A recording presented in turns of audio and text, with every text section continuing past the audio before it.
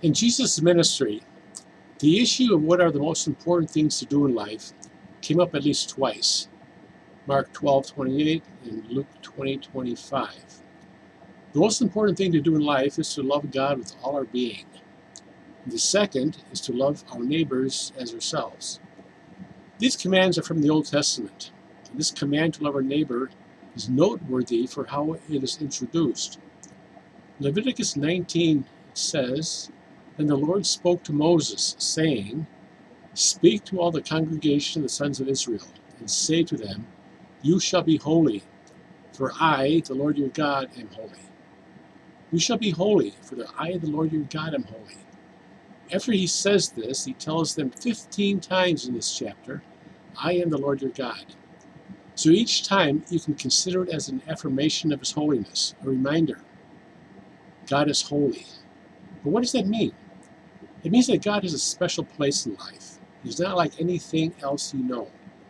Yes, all of life points to God, but God is apart from and exceedingly higher than anything or everything that we know. He deserves and demands our utmost devotion and respect. Is that because he's a narcissist, always looking for people to praise him, like one talk show host suggested? No, it is simply a fact of life that God created everything.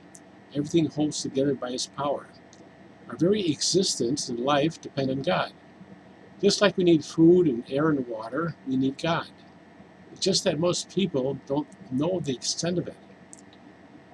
But all this means that our lives need to resemble his holy lives, lives separated unto him. That's what it means to live a holy life, living a life conscious of his presence on it and conscious of your desire to live for him.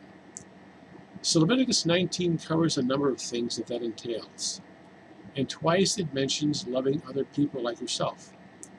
First, it mentions all kinds of things related to our relationships with other people. And then in verse 18, it's like a summary of all these things.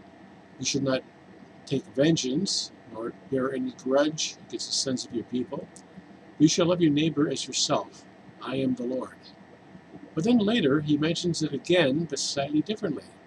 Leviticus 19:34. The stranger who resides with you shall be to you as a native among you, and you shall love him as yourself.